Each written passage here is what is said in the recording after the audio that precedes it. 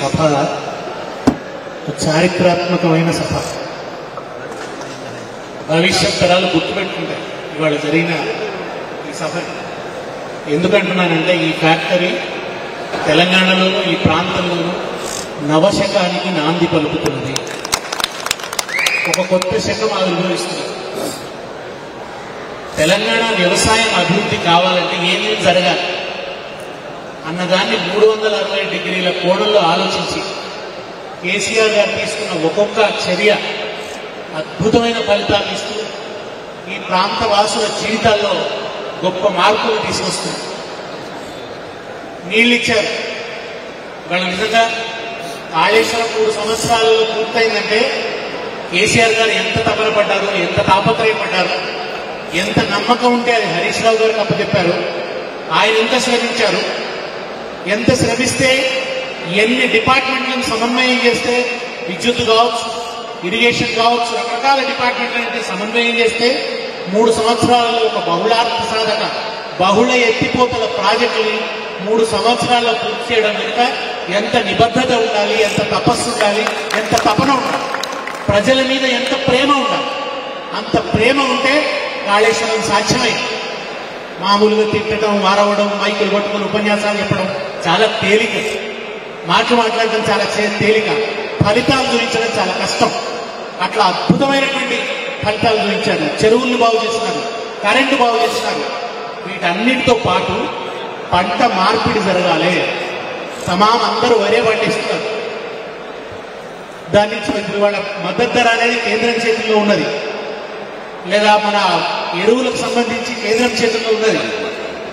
రాష్ట్రం పరిధిలో ఉన్నంతలో రైతులు నిలబెట్టడానికి ఏమేం చేయాల్సిన అన్ని కోణాల్లో చేసే ప్రయత్నం బీఆర్ఎస్ ప్రభుత్వం చేసింది. అందులో భాగంగా పంట మార్పిడి జరగాలి, వరికి బదులు ప్రత్యామ్నాయ పంటలకు వెళ్ళాలి, అది రైతుకు లాభసాటిగా ఉండాలి. దానికోసం పామాయిల్ సాగును పెంచాలనే ఒక దీక్షతోని పామాయిల్ సాగును పెంచడానికి చేసిన ప్రయత్నాల్లో భాగంగా ఇవాళ సిద్దిపేటలో ఈ ఫ్యాక్టరీ అవతరించింది, ఆవిష్కరణ చేయబడ్డది. నేను ఇవాళ కేసీఆర్ గారికి మనసులో సహస్రద కృతజ్ఞతలు చెప్పుకుంటున్నాను. ఎందుకంటే 2, ఒకటి, ఆయన సిద్దిపేటను ఎంతో ప్రేమించారు, అహరహం కృషి చేసి తాను అభివృద్ధి చేశారు. తాను ఉద్యమ అవసరాల రీత్యా సిద్దిపేటను వదిలి వెళ్ళవలసి వచ్చినప్పుడు తన ప్రాణప్రదమైన సిద్దిపేటను తనకెంతో విశ్వాసపాత్రుడు, అభిమాన పాత్రుడు, ప్రేమ పాత్రుడైన హరీష్ రావు గారికి అప్పచెప్పారు. ఎందుకు అప్పగించారు? ఆయన తాను ప్రాణంగా ప్రేమించే సిద్దిపేటని హరీష్ రావు గారికి అప్పచెప్పారంటే హరీష్ రావు గారి చేతుల్లో సిద్దిపేట దేదీప్యమానంగా వెలుగుతుందని చెప్పి ఆయన నమ్మారు. కనుకనే ఇవాళ రంగనాయక సాగర్ ఒక విప్లవం, రైలు రావడం ఒక విప్లవం, ఇవాళ ఈ ఫ్యాక్టరీ ఏర్పడడం డెఫినెట్ గా ఒక విప్లవం. ఆయన 1,50,000 మెజారిటీని పొందాడంటే జిల్లా కావడం, అదేమి మెడికల్ కాలేజీ రావడం ఒకటి కాదు. చెప్పుకుంటూ పోతే చాంతాడంత లిస్టు. ఇంకో విషయం కూడా, ప్రభుత్వం ఉన్నప్పుడు మాత్రమే సిద్దిపేట అభివృద్ధి కాలే, అధికారం ఉన్నప్పుడు మాత్రమే సిద్దిపేట అభివృద్ధి కాలే, ప్రతిపక్షంలో ఉన్నప్పుడు కూడా హరీష్ రావు గారు నిత్యం శ్రమించి సిద్దిపేట అభివృద్ధి చేశారు. ఎక్కడి నుంచి ఏం బడ్జెట్ తీసుకురావచ్చు, తీసుకొచ్చిన బడ్జెట్ సద్వినియోగం ఎట్లా కావాలి, అది ప్రజల జీవితాల్లో ఎట్లా ప్రతిఫలించాలి, ప్రతి కుటుంబాన్ని తన కుటుంబంగా భావిస్తాడు ఆయన. ఆయనకు వ్యక్తిగత సంబంధం అంతటా కూడా ఇవాళ తెలంగాణలో ఉన్న ప్రతి నియోజకవర్గం కూడా మాకు హరీష్ రావు గారు లాంటి ఎమ్మెల్యే ఉంటే బాగుండు అని అనుకునే స్థాయికి ఆయన సిద్దిపేట తీసుకుపోయినాడు. వట్టిగా రాదు కదా మెజారిటీ. ఎంత ప్రేమ పెంచుకుంటే వస్తుంది? కొత్తగా ఏదో సెలబ్రిటీ లాగా ఇట్లా చేతులు ఊపితే వస్తుందా?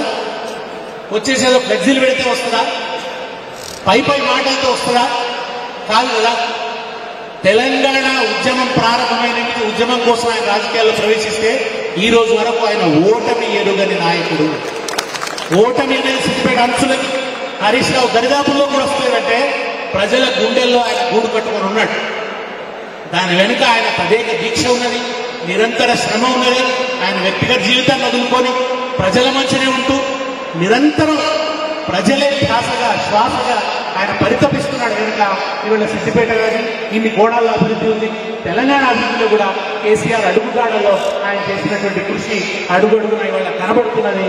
దీనివల్ల ఒకటి పంట మార్పిడి, రెండవది రైతుకు బ్రహ్మాండమైన ఆదాయం. ప్రతి ఎకరానికి 1,50,000 ఆదాయం వచ్చే అవకాశం ఉంది. ఒక అన్సర్టినిటీ ఉంది వ్యవసాయం. దాని నుంచి వాళ్ళ రైతులు బయటపడేసేటువంటి అవకాశం ఈ పామాయిల్ పంట ద్వారా జరుగుతుంది.